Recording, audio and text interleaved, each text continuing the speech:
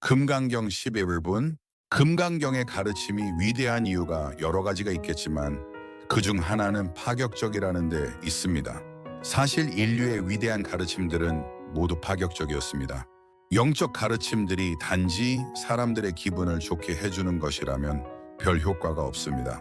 부처님의 여러 가르침들이 파격적이어서 부처님 살아계실 당시에도 위험천만한 일이 종종 있었고, 예수님도 파격적인 가르침을 펼치다가 결국은 일찍 죽임을 당하셨던 것입니다.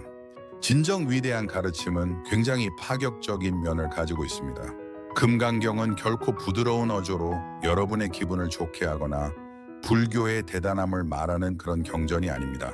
금강경은 여러분이 가지고 있는 자신에 대한 생각 또는 종교에 대한 관념들이 사실은 그렇지 않다는 것을 보여주는 가장 위대하고 파격적인 가르침입니다.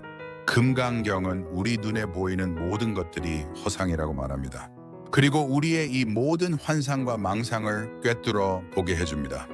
범부로서의 우리가 보고 듣고 냄새 맡고 생각하는 이 모든 일들이 사실은 모두 진짜 있는 것이 아니라는 것입니다. 바로 이 순간에 진정으로 보고 진정으로 듣고 진정으로 냄새 맡는다면 얘기가 달라지겠지만, 아무튼 평소 우리가 생각하는 것은 모두 실제가 아니라고 말하고 있습니다. 그래서 금강경이 파격적인 것입니다. 겉모습이나 형상들은 진정한 모습이 아니라는 것을 알려줍니다. 11부는 무의의 복에 대해서 가르치시고 있습니다. 우리가 어려서부터 절에 다니면서 여러 가지를 배우는데, 선행을 하거나 보시를 하며 어려운 사람들을 돕고 사는 것이 올바른 종교 생활이라고 배웁니다. 이런 선행들은 이슬람이나 기독교 그리고 불교에서도 매우 중요하게 가치를 두며 불교의 육바라밀 중에서도 가장 기본이 되는 수행입니다. 예를 들어 보시를 할 때 내가 했다는 그런 생각, 나의 지위나 위치를 지키고자 했던 마음이 아니고 나누면서 하나가 되는 것이 진짜 보시입니다. 보시는 위대한 것이지만 가장 위대한 보시는 재물 등을 나누어 주는 것이 아니라 자기 마음을 공부하고 그것을 남에게 나누는 것입니다. 자기 마음을 나누면서 하나가 되는 것이 진짜 보시입니다. 수보리여, 만약 겐지즈 강이 모든 모래수만큼이나 많은 겐지즈 강이 있다면 그대 생각은 어떤가? 이 모든 겐지즈 강의 모래는 많지 않겠는가? 수보리가 말했다. 아주 많습니다. 회실로리 세존이시여, 모든 겐지즈 강만 해도 무수히 많은데 하물며 그 모래겠습니까?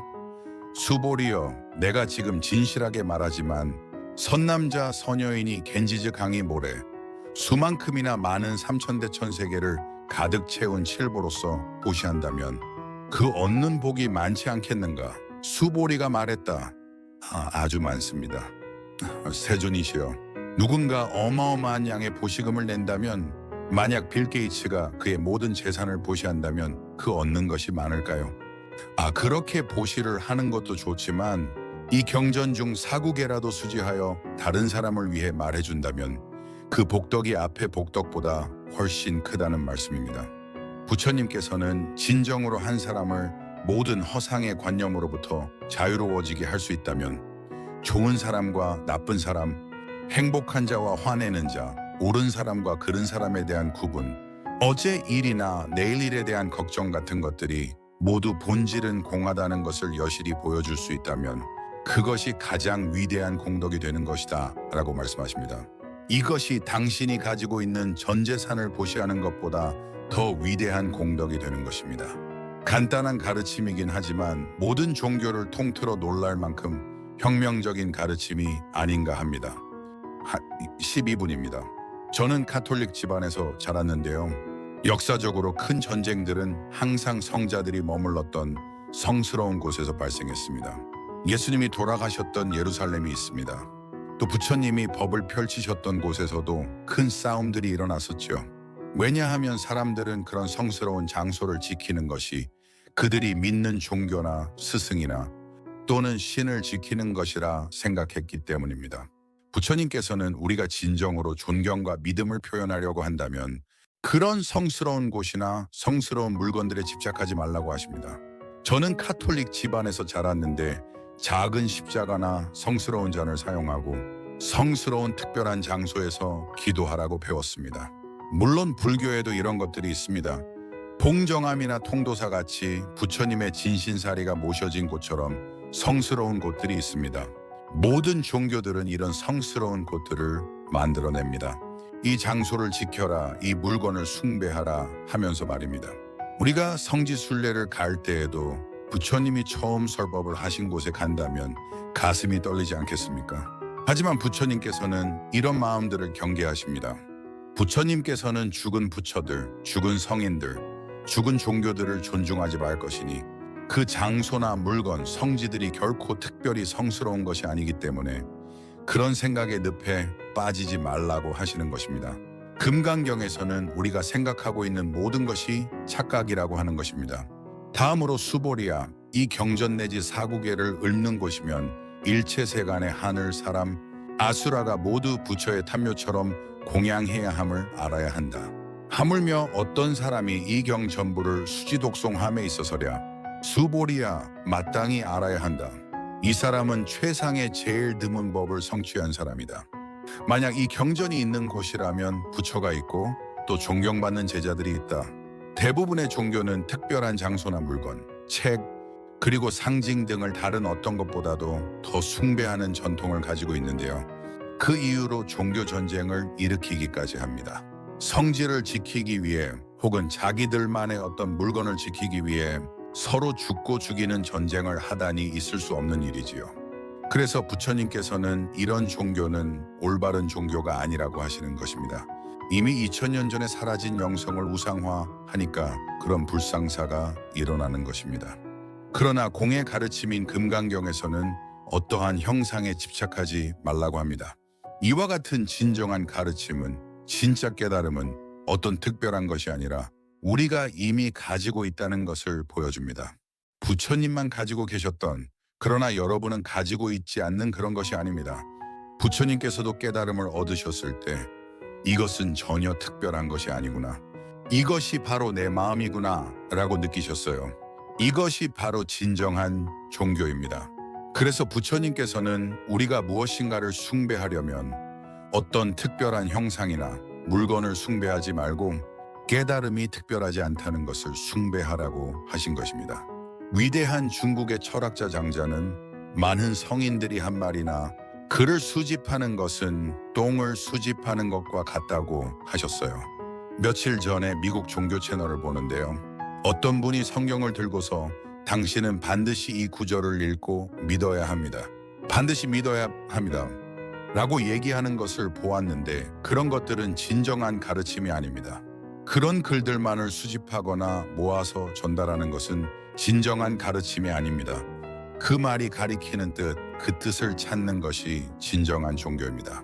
부처님께서 말씀하시길 형상이나 글을 숭배하는 것은 진정한 종교가 아니며 이런 것들을 잘 활용해서 우리의 본성을 찾는 것이 진짜라고 하셨어요.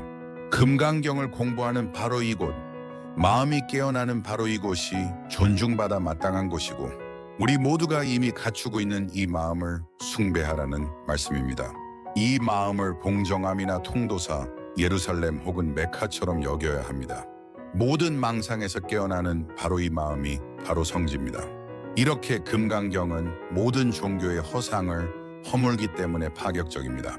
금강경은 종교 간의 벽을 만들거나 서로 분리하는 것을 허용하지 않습니다.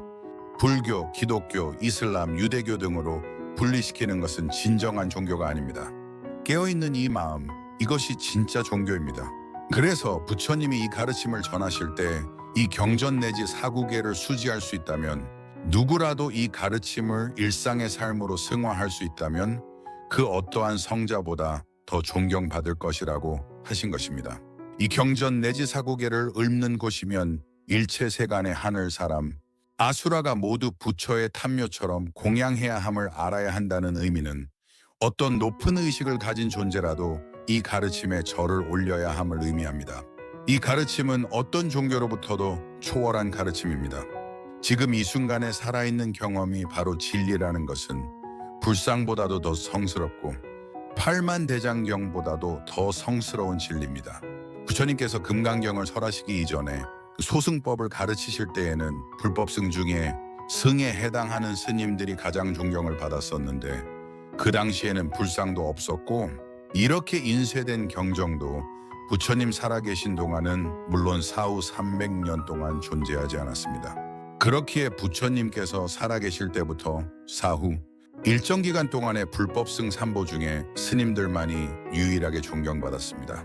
그런데 금강경에 나오는 대승법의 가르침은 이제 불법승 중에 바로 법, 부처님 법을 좀 더 높게 받들어야 한다는 것입니다. 이 부처님 법은 스님들뿐만이 아니라 제가불자들도 성취할 수 있는 것이죠. 누구나 평등하게 깨달음을 성취할 수 있다는 것은 당시로서는 매우 혁신적인 것이었습니다. 여러분들이 이 법을 듣고 깨닫는다면 곧 부처가 되는 것입니다. 부처님께서 금강경을 설하시기 전까지는 무수히 많은 생을 수행해야 부처가 될 수 있다라고 가르치셨는데 바로 이 순간 금강경의 진리를 깨닫는다면 이미 부처와 같은 위치에 있는 것입니다. 여러분들이 주장자로 책상을 내리칠 때 바로 그 소리를 들으며 깨어있을 수 있다면 바로 부처와 같은 위치에 있다는 것입니다. 부처님께서는 금강경 이전 설법에서는 이런 말씀을 하지 않으셨어요. 훨씬 13분입니다. 법대로 받아 지녀야 한다. 그때 수보리가 부처님께 여쭈었습니다.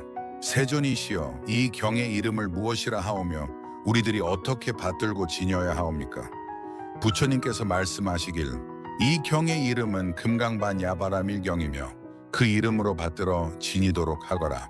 수보리야, 그 까닭은 내가 말한 반야바라밀은 그것이 곧 반야바라밀이 아니라 단지 이름일 뿐이니라.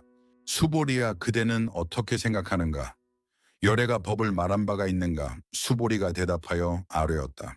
세존이시여, 열애께서는 말씀하신 바가 없습니다.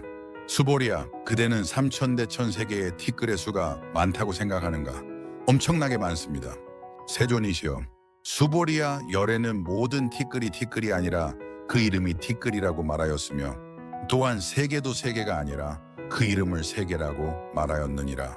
수보리야, 네 생각이 어떠하냐? 외모로서 열애를 알아볼 수 있겠느냐? 아니옵니다. 세존이시여, 30 이상만 보고는 열애를 볼 수 없습니다. 왜냐하면 열애께서 설하신 30 이상은 그 이름이 30 이상이기 때문입니다. 수보리야, 만약에 어떤 선남자 선여인이 저 항아의 모래 수만큼이나 많은 몸과 목숨을 바쳐 보시했더라도 어떤 사람이 이 경 가운데 사국에만이라도 받아 지니고 이것을 남을 위해 설명해준 복덕만큼은 못하니라.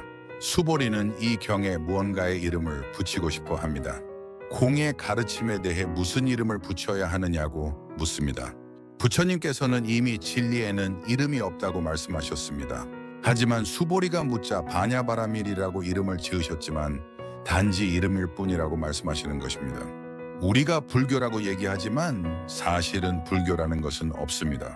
불교 신자라는 것도 없고 부처님의 가르침이라는 것도 따로 없습니다. 본래 공한 마음을 여실히 보는 것이 진정한 가르침입니다. 모든 모양이 아무 의미가 없다는 것이 부처님의 가르침입니다. 모든 복이 공하지만 가장 수승한 복은 한 사람을 망상으로부터 자유롭게 해주는 것이라는 것이 부처님의 가르침입니다.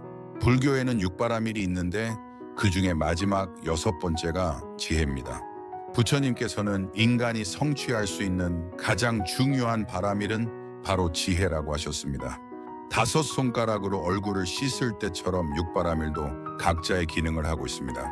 하지만 지혜는 통찰력이 있어서 다른 5가지 바라밀을 모두 활용할 수 있습니다.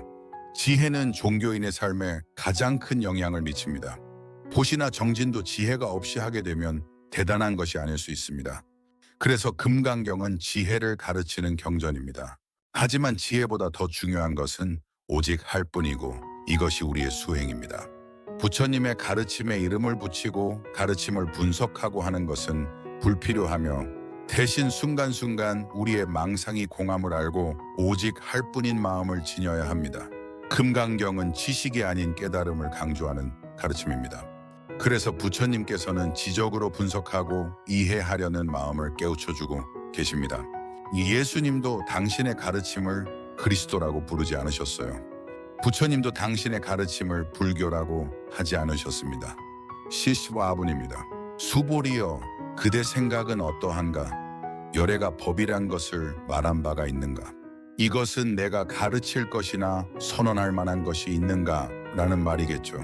이에 수보리는 열애께서는 아무것도 말한 바가 없습니다 라고 대답합니다. 부처님께서는 그렇다고 하십니다. 부처님께서 열반하시기 전에 몸이 많이 쇠약해지셨는데 제자 중에 마하가섭은 아직 돌아가시면 안 됩니다. 계속 가르침을 펼쳐주십시오 하고 부탁합니다. 아난다도 마찬가지였는데 부처님께서는 이미 제자들이 당신에게 집착하고 있는 것을 보셨지요. 그동안 그렇게 집착하지 말라고 가르쳤는데도 말이죠. 한국도 마찬가지입니다. 제가 일주일만 법문을 중단해도 왜 법문을 안 하느냐고 물어옵니다. 이것이 바로 집착하는 마음입니다. 이런 마음은 불교가 아니라 누군가에게 집착하는 것입니다. 그래서 부처님께서는 명언을 남기시지요. 난 45년 동안 설법했지만 단 한마디도 한 적이 없다. 이 말은 이미 너희들은 갖추고 있는 것이라 내가 새롭게 해준 것이 없다. 특별할 것이 없다라는 의미입니다. 난 가르쳤지만 아무 의미가 없다. 바냐바라밀이란 단지 이름일 뿐이다. 단지 내 마음이 본래 공하다는 말을 했지만 그런 말은 중요하지 않다고 하신 것이죠. 수보리여, 그대 생각은 어떤가? 삼천대천 세계에 티끌이 많지 않은가? 아주 많습니다, 세존이시여. 수보리여, 티끌은 열애가 티끌이 아니라고 말하니 그것은 단지 이름이 티끌일 뿐이니라. 열애는 세계를 세계가 아니라고 말하노라. 부처님께서 지금 가장 작은 분자부터 온 우주의 삼천대천 세계까지의 범위를 보여주고 계십니다. 이 모든 것들이 다 공합니다. 완전히 텅 비어 있어요. 왜냐하면 우리 인식작용이 공하기 때문입니다. 우리 인식작용이 왜 공항화에 대한 예를 들어보지요. 여러분이 잠이 들어있을 때 인식하는 1시간은 매우 짧습니다. 반면 깨어있을 때의 1시간은 깁니다. 그럼 뭐가 진실일까요? 저는 어제 홍콩에서 비행기를 타고 한국에 왔는데 3시간 반이 걸렸어요. 의자에 앉아있기에는 꽤 긴 시간이죠. 한국에 와서 3시간 반을 잤는데 아주 짧았습니다. 어떨 때는 길고 어떨 때는 짧고 하는 이런 인식작용들이 사실은 모두 공하다는 말씀입니다. 절대적이지 않고 상대적으로 인식작용으로서 느끼는 느낌일 뿐입니다. 인식작용이라는 것은 모두 우리의 생각이 만들어냈기 때문에 공합니다. 우리가 크다 작다 가깝다 멀다고 이름 붙인 것은 실제가 아니라 이름이 그렇다는 것뿐입니다. 분자도 우주도 단지 이름일 뿐입니다. 여러분은 여기서 서울 도심까지 가깝다고 생각하시죠. 반면 미국에 있는 저희 부모님들은 서울 도심이 아주 멀다고 느낍니다. 연기의 법칙, 즉 생각이 모든 것을 만들어내고 모든 것은 생각에 의해 일어납니다. 시간과 공간, 가까운 것, 먼 것, 이런 모든 것들이 생각에 의존해서 나타납니다. 저 스님이 가지고 계신 책을 저 스님은 여기라고 하겠지만 저는 저기라고 하겠지요. 모두 생각이 만들어낸 것인데 그런 생각들은 본래 공합니다. 만약 여러분들이 이것을 이해하신다면 여러분들은 깨달음을 얻으신 것입니다.